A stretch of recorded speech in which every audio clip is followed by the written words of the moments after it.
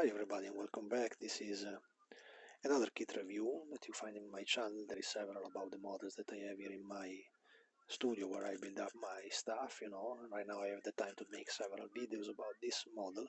And this is the review about one of the holy grail of the Tamiya kits of the past, This was the Alfa Romeo 155 V60E. It was the car used in the German DTM series and it was the symbol of the revenge of Alfa Romeo over the German firm like Mercedes and Opel and so on, because they were able to really win the championship with this car, driven by Alessandro Nannini and Nicola Larini. They were the official driver for this car. This is the model that Tamiya made about the 96 car. Tamiya made actually 4 boxes about the 155 about this Alfa Romeo. And the first two boxes, it is the red and the orange Jagermeister one. The red one is the Alfa Corse, and the sister car, that is the Jagermeister car made by Jazz Motorsport. It was a racing company for whom I have been working in the beginning of the nearly 15 years ago, like a truck driver and mechanic for them. And it represents the first version of the Alfa Romeo DTM car. It was the 93 car. Despite this was the final version, completely different in the body shell and in the dimension, and in the powerful, of course, because the motor became nearly like a Formula One and a prototype car. So it was absolutely impossible to beat this monster car. And the color is in livery that is absolutely lovely. This is actually the original box provided by Tamiya. I have currently 2 boxes here in Sweden of this model. One is this one that you will recognize because it's featuring still the Michelin logo on the front of a spoiler and over the wheels. Despite this one is the second box, you see, different definition also, and there is no logo of Martini on the front bumper and on the wheels, so you have to integrate the missing part of the decal sheet that you will still find here in the original box to complete the other model, because otherwise you will have missing parts. There was plenty of Michelin decals. There was one here, one on the rear trunk of the car, so you absolutely need it, and absolutely over the wheel you cannot miss to have the proper logos like they had back in time. So it is something that you have absolutely to do to make this car complete. I was lucky enough to achieve 2 of this one here. I think I have other 10 of them in Italy that I collected during the years in all the versions, I think also including the Bosch kit, but always this model from Tamiya featured some issues mostly related to the decal sheets about the livery that they provide. I remember that I made my first red Alfa Corse Alfa Romeo several years ago. It was the 93 car. You find still the video on my channel of the build up and the video just with the music. And the first box that I get had absolutely terrible decal that I had to change with an extra decal sheet that I find from, I think I took it from Best Balsa Kit. It was the only shop in Europe that was featuring such decal. They were expensive like the kit, but it was the only way to close the model because that car had the big Alfa Romeo shield over the front bonnet, and you cannot complete the model without the decal, so you had absolutely to change it.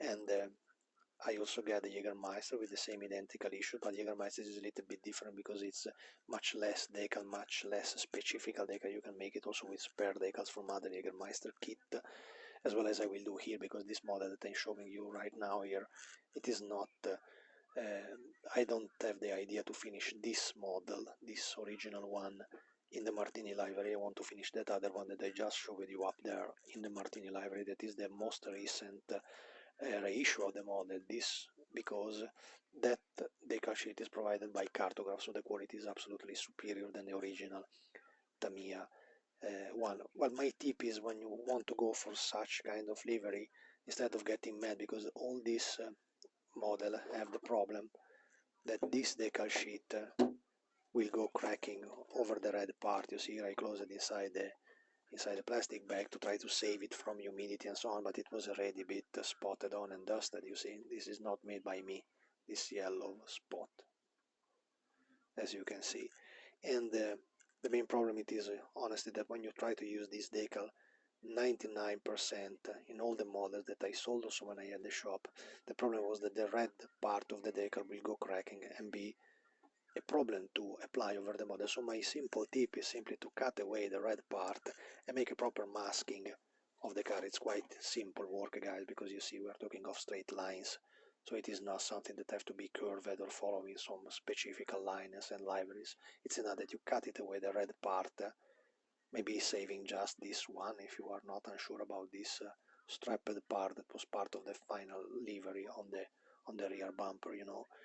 But all the rest of the red part you can absolutely make it by your own and paint it again using an airbrush. It will be incredibly much more easy, much more precise than any kind of softener that you can use to apply the decal in this position, so it's much more easy, you know. Also the apply of the decal became incredibly simpler, you know, so you just have the martini stripes, the color is some quality, not exactly the spotted blue and and the light blue color of the martini, but it's in a way better than nothing, you know. So it's enough that you cut it away the red and you go for a simpler way of the martini stripes, you know. The same for the martini logo itself. In the 90s Tamiya was probably unable to have a proper gold paint for the decal. This was an issue that had been fixed just recently by the modern pigments that they use for the printers when they do decals, and you can see that the external logo of the martini logo is not bright gold as it should be.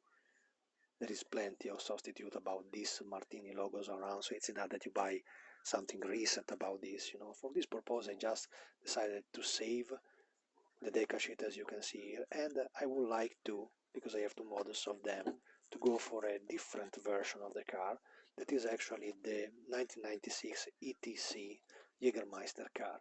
The Jagermeister car, it is different from the original one made by Tamiya because it's the body that is completely different. This is the 96 car, as we say, it is different because it's wider, bigger, larger, bigger wheels, completely different car, just resemble the line of the first 155.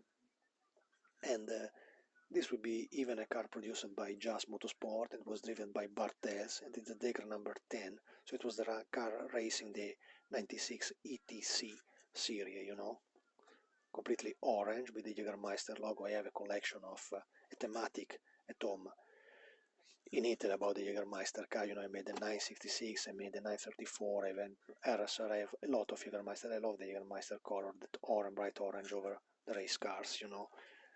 Another difference that you have to do with this was provided by KMP guy, you know, excellent company making 3D parts. Andrea was able to provide me the front different lips and the older rear and lower extractor for this version of the Alfa Romeo. Is slightly different from the one provided on the box.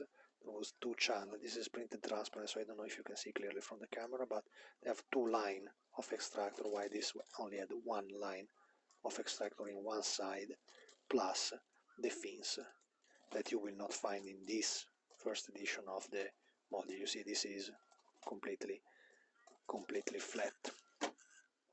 The model is absolutely standard, you know, and in the first edition it can happen that you will find something like this, so the plastic are a little bit bended, but this is not a big issue because it is just something that you can, you see, first of all is a part that is part of the subframe, so it's no issues when you will assemble the part to folder them a little, so it's not important detail. Of course it's noisy because the model specific parts from Tamiya will never bend this way. Instead, this was the original version, so probably this is really a model that have more than 30 years old, and a bit to be considered with the quality of the mold and the plastic of back in time, you know.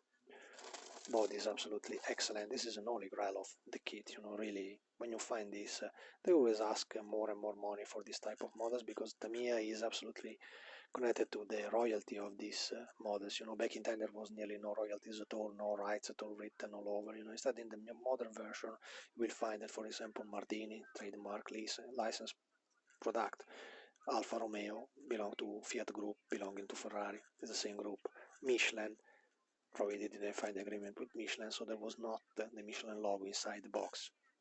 It's nasty, you know. That's why, to build it up in the proper way, that other model with the Martini livery, I also printed some extra Michelin logo. Also the little guy from Michelin, the running guy from Michelin is missing, you know, and it was present instead on the original livery of the car.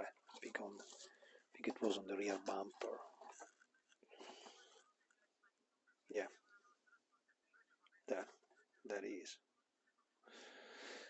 So I mean, you need this part to make a complete model of the original Martini version, even if you can correct the issue with the red, as I said, but if you don't have the Michelin, you have to go for an extra decal sheet. Is nothing so impossible. I mean, it's something that you find around for something like $10, everybody do them, but it's an extra that you have anyway to add to an already expensive box. Model is exceptional. This box was different from the other. I think it was the Bosch car that had a little different OZ rims. Instead, this was the multi-spoken from OZ wheels, that one. And as I said before, you know, the modification that I have to do the Jagermeister vehicle was indeed in the front bumper, because if you check the proper picture of the following version of the V60E, you will find that the front bumper is slightly different, so it don't goes this way like here. So with the bumper and the air intake feature in this part, it is much more tight to the body of the car and much more slimmer in the front end. Is more narrow, you know, much more aggressive, but you need, of course, the proper fins to make it complete, like it should be, This is a part that I think you can still ask to the KMP guy. If you drop a mail to him, you will ask and he will tell you something. He's quite constantly kind, the guy, and can also provide you these parts, you know, neither so pricey stuff, so it's absolutely worth it to buy it.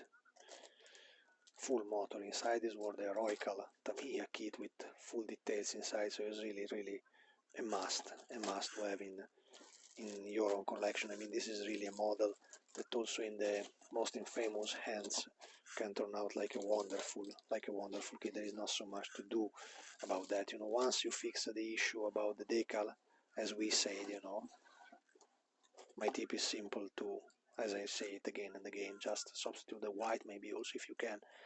This is spotted, so I don't think I can have any use for this, so I think it's okay this way. Just cut away the red and you will have a wonderful Martini car, or otherwise go in my website and order me the decal for the Bartels decal to make the Jägermeister.